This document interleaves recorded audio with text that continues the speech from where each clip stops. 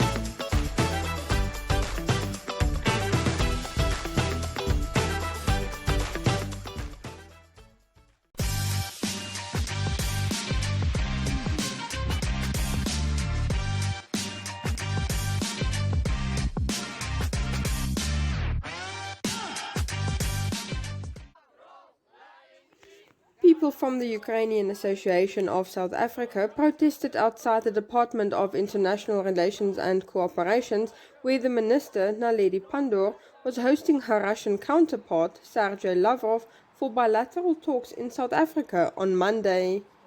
The protesters held placards reading "Stop Putin," "Child Murderer," and #WarCrime and shout slogans ahead of the bilateral meeting between Pandor and Lavrov in Pretoria. We really suffering big losses, and Ukraine, which were feeding South Africa and many other African countries, supplying grain, and actually today we cannot do it because our country is at war. And South Africa is making friendly kind of arrangements with Russia, which basically invaded our country. I would tell him to stop lying, because he is the main liar for Putin and their regime, and to stop trying to deceive everybody in the world as to what they are doing in Ukraine and what their purpose is, and to admit that it's nothing else but a genocidal colonial war on the Ukrainian people, and to stop it and to immediately withdraw all their troops, and most of all stop cowardly bombing our hospitals and our schools and apartment blocks. South African President Cyril Ramaphosa's government regards South Africa as neutral in the Ukraine conflict and has expressed a desire to mediate. Lavrov and Pandor delivered prepared remarks in front of media before they began private talks. South Africa has little trade with Russia, but it is a champion of a world view favored by China and Russia that seeks to undo perceived US dominance in favor of a multipolar world in which geopolitical power is more diffuse. Pandor has repeatedly insisted that South Africa would not be dragged into taking sides and has criticized the West for its condemnation of Russia while ignoring other issues such as the Israeli occupation of Palestinian territory.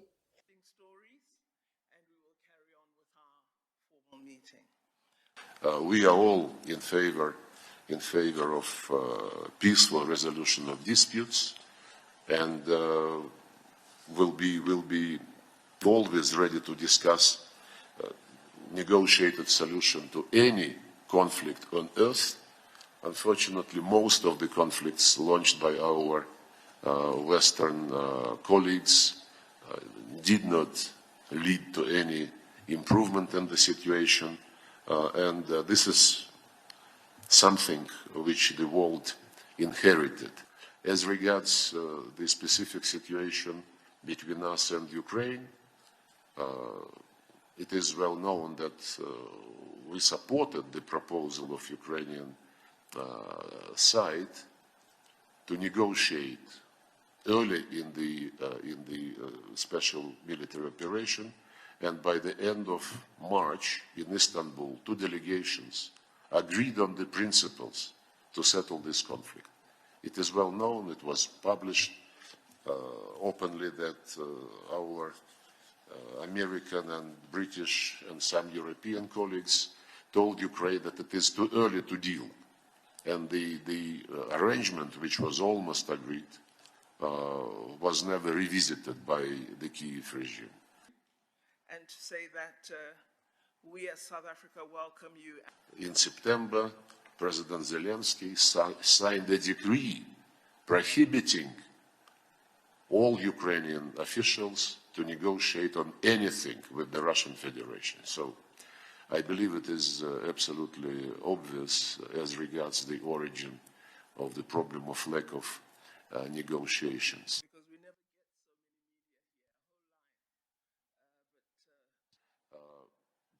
Lavrov's second African visit in 6 months comes ahead of a Russia-Africa summit, which was postponed to July from last year because of the Ukraine conflict.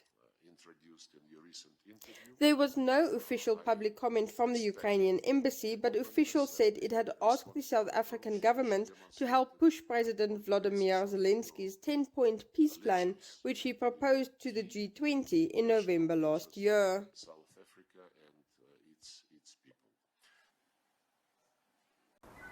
And in our second story for today, the Nedbank Namibia National Road and Time Trial and Cycling Championship takes place in Windhoek this weekend, featuring elite athletes competing for national titles in the time trial and road race categories. The event is scheduled to take place on Friday 27 January and Sunday 29 January, respectively. According to Nedbank Namibia's communications and PR manager Selma Kaulinge, the bank is still dedicated to supporting cyclists in the country. She says, "We are eager to witness our national top cyclists contending for national titles at this annual event." The event, organized in partnership with the Namibian Cycling Federation, is an important step toward international and regional competitions as it qualifies Namibian athletes to compete at the Union Cyclist International World Championships and at the African Continental Championships. The UCI World Championship is one of the most prestigious events in the cycling world, drawing competitors from all over the globe to compete in various disciplines. Volker Engling, the tournament director, or the competition director, said. The Namibia Nationals include categories for elite and under 23 men to complete a distance of 40 kilometers, and elite and under 23 women cycling 30 kilometers. Additional categories, namely the junior men and women, sub-vet women, men and women, veteran men and women, master men and women, grandmaster men and women, under 16 boys and girls, under 14 boys and girls, all cycle a distance of 20 kilometers. The newest categories, the under 14 girls, under 12 boys, under 12 girls, under 10 boys and under 10 boys and girls will all cycle a distance of 10 kilometers. Kaulinge further said that cycling has grown as a sport in Namibia in recent years, with more people taking up the discipline at all levels. She says this is partly due to the successes of Namibian cyclists on the international stage, which has inspired more people to get involved in the sport. Nedbank in Namibia has been investing in the development of cycling in the country for over the past 3 decades. With continued investment and support, we can expect to see more Namibian cyclists competing at the highest level and achieving notable results in the future. We also have a budding place, or a promising place rather, on the international stage, saying that to date a total of 4 Namibian cyclists have competed at the UCI World Championships, participating in the road race and time trial disciplines. Dan Craven, who competed in the road race in 2011 and 2013, and in the time trial in 2014, 15 and 17. Adrian Lowe, who contended in the road race in 2015. Rowan de Plooy competed in the road race in 2016 and 2017 and completed the time trial in 2017, as well as Johan Rabi, who competed in the time trial in 2018 and 19. The Namibia Cycling Federation urges motorists to exercise patience and consideration during the race. Together with Nedbank Namibia, they extend their gratitude to the Windhoek City Police for their continued and unwavering support in ensuring the safety of participating cyclists and other road users. So remember, if you are out on the roads in the capital city of Windhoek this weekend, stay wider of the rider. And if you are out in the roads of the capital city or not, remember to have a fantastic weekend. We'll see you just now in the interview.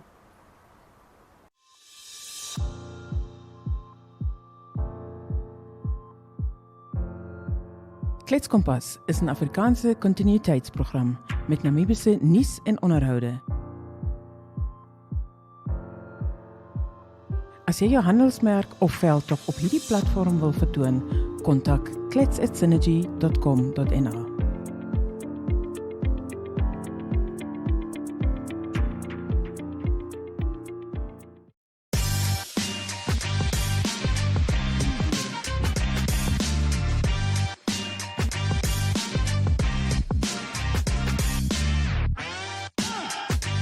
Hi there, I'm Riaan Smith. I'm a local Namibian musician, and on the 4th of Feb, I'm happy to be involved with the Windhoek Indie Music Festival happening at Smoky Mare. Okay, fantastic. So tell us a little bit about the Windhoek Indie Music Festival. What exactly is going to be happening? Windhoek Indie Music Festival is a collection of local artists that are all making a name for themselves in the scene. They're all independent artists, as in songwriters as well as performers. The musicians include the Yesterday, which includes Arthur, he was an amazing songwriter and amazing singer. Irene Marie, who is an amazing songwriter as well, piano player. And we have Janelle Butter from Swakopmund, who's also an incredible songwriter and an incredible voice, as well as Jessica Ashley, who's been making waves as well. And all of these artists are independent artists from Namibia, and we are putting together a festival to showcase all of their talents and how amazing they really are. So this is a day to come out, enjoy it for the sun, and it's a daytime event, so it's a lovely event in the sun. We're out in the beer garden. We'll have music right through the day, starting between 11 a.m. right the way through to about 8 p.m. in the evening, and then we'll have some DJs afterward to keep the vibe going. Okay, fantastic. So this is obviously one of the multitude of events being hosted now after COVID. Everybody's starting to recover financially, able to attend shows. What does these kinds of small events mean to you now that there's so many big events in big tents, beer tents and such? What do these small events mean to you and to an audience? These small events are really capturing something is where the artist starts. What we usually see with an artist is we'll see the big ones come, and you'll see a massive stage. There'll be some artists well established and international, and what does it take to get there? They didn't start there. That's the same thing for our local musicians on this side, is they can't start on the huge stages and they need to be known. So this is where they cut their teeth, the audiences get to know who they are, and you catch them before they're really famous. This is the building blocks. We need, at the top of the pyramid, you've got the stadium, and at the bottom, the small venues that are making that happen. Without that bottom of the pyramid, the whole thing comes down. So supporting music and arts from the ground up helps us achieve to that point. We can have massive audiences, massive performances, and a beautiful art scene. This also invites a lot more internationals to come, because when they see there's a good local domestic music scene, performance scene, event scene, that invites them in because they see there's already something healthy happening, that we're not just reliant on external artists and external companies to provide us with entertainment, that we can provide our own entertainment, and that the artists themselves can get established so that they're ready when they go to the big ones. And they end up in that stadium. These artists are all brilliant already and ready for a stadium. At this stage, it's just bringing us all together and bringing the community together and building it together. Fantastic. And what do you think this experience means to an audience member, as opposed to being one of 2,000-3,000 people standing in a beer tent versus being one of 50, 100 people? Well, yeah, this would be, well, not so much a pub. It's an outdoor area, a beer garden. I think our max is about 250. With these small events, it's intimate. And it's intimate that you can see the artist directly. You're right there with them. And it's not one artist you're watching, a 90-minute concert from an international. It's a 6, 7, 8 hour experience of seeing 7, 8 different artists and their collaborations. So it's far more intimate when you can actually say that this person's from my neighborhood and they represent me and sound like me. So this is a very different thing from that big, messy kind of, I love those big, messy events though. But this is that point where it's intimate and you can actually connect with an artist on a deeper level. Mm-hmm. Fantastic. And then the big C, how has the music industry been doing after COVID?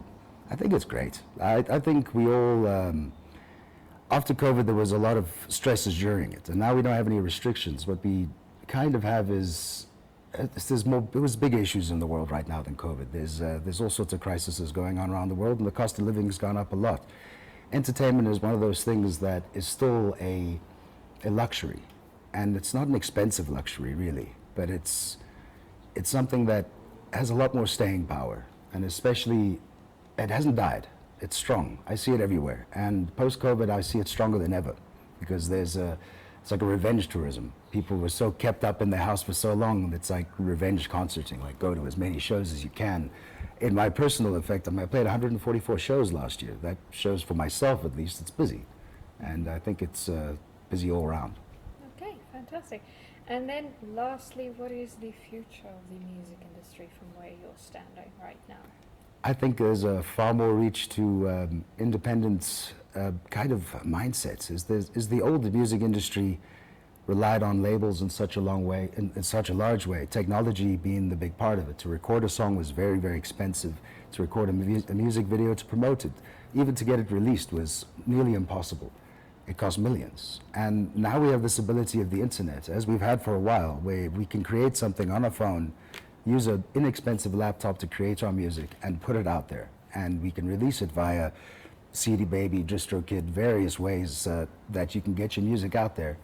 And it can be on Spotify, it can be on YouTube, it can be out there, you can be released. Even if you don't have anyone listening to you, you still have that opportunity. And that's something that the previous generation didn't have. Just to be heard, you had to already be at a certain level.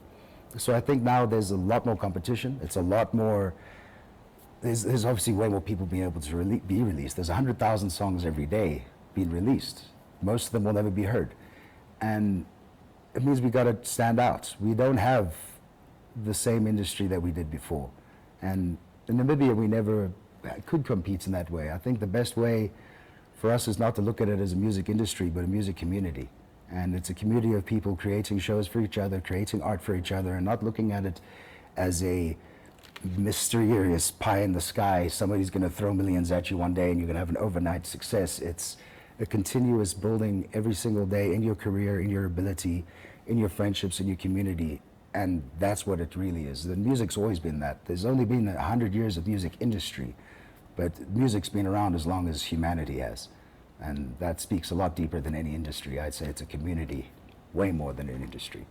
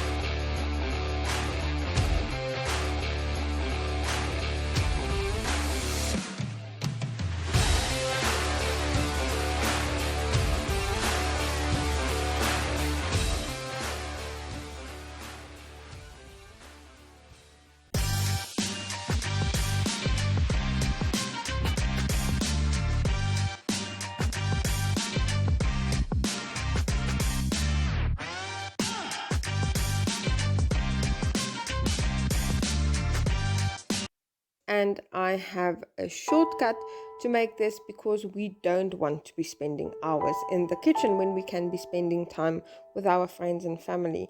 Again, this is something where you can really get your kids involved. So all you're going to do is you are going to measure out 150 grams of sugar, and you are going to mix that with 170 grams of butter.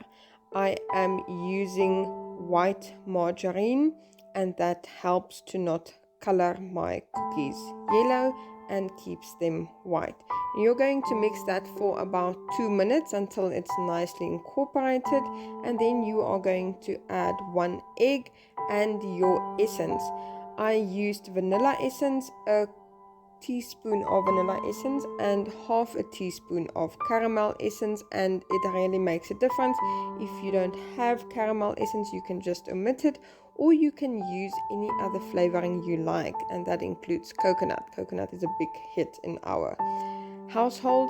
Then you are going to mix all your dry ingredients. That is 2 1/4 cups of flour with a tablespoon of baking powder and a 1/4 of a teaspoon of salt, and you are just going to mix that, and then you can use a stand mixer to mix that all together. The dough is very, very soft, so I just used my egg beater and it works perfectly. And then the fun thing with this is obviously mixing it by hand, because that is where all the fun is for the kids especially. And then you are going to let this dough mixture rest in the fridge covered in cling film for about 2 hours, just for the butter or the margarine to just harden up a little bit. Now here we have a pre-packaged dough. You're just going to roll it out. This recipe really, the shape holds very, very well. You're going to use your cookie cutter, whichever shape or size you want. Make it a little bit thicker, because it tends to crack if it is too thin. Then you are just going to take the pressed cookies and put it on a lightly oiled baking sheet, and you're going to pop that in the oven for about 12 minutes.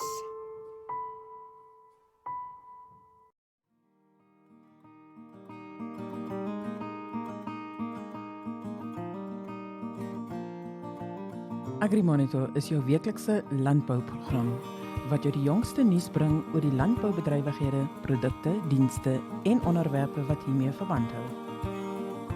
Ons streef daarna om uit te reik na alle boere, landbou- en finansiële instellings, sowel as landbou-entoesiaste. Die program word op NTV en oneup2.com uitgesaai en word ook op AgriMonitor, Republikein en Namibia Media Holdings se platforms gedeel. AgriMonitor fokus op die nuusgesprek, plaastoe, dagbesoek, vleispryse en veilings.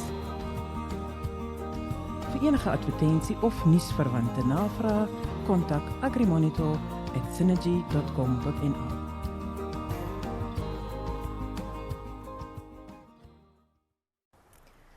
That unfortunately brings us to the end of today's episode of We Talk. As always, it has been fantastic to be in your company. Remember that you can catch We Talk on the Windhoek Express social media sites and websites at 10:30 every single Thursday, and then at 7 p.m. on NTV, that is DSTV channel 285 and GoTV channel 94.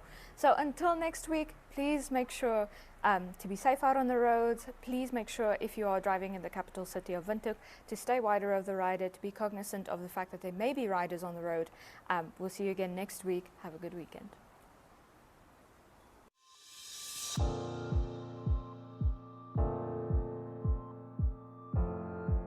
Kletskompas is 'n Afrikaanse kontinuïteitsprogram met Namibiese nuus en onderhoude.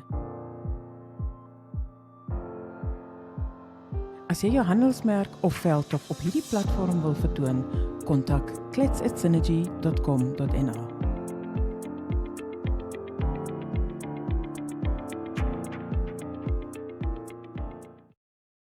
2, 1